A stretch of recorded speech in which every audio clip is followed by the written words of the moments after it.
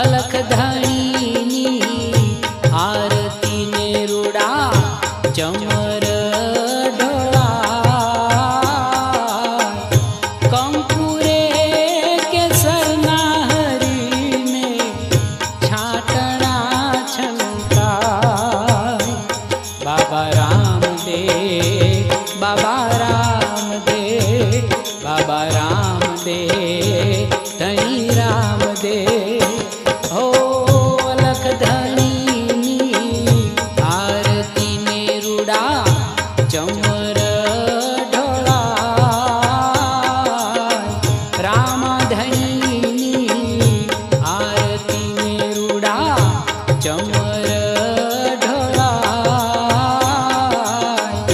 कंकुरे के सरनाहरी में छाटना छनका बाबा रामदेव धनी रामदेव बाबा रामदेव धनी रामदेव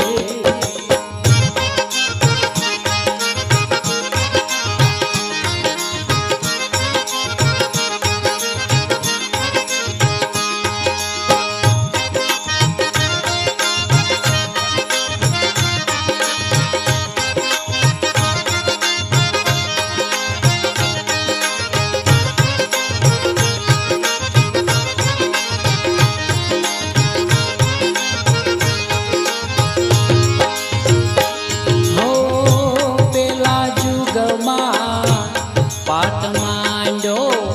प्रहलाद जी ने द्वार पेला जुग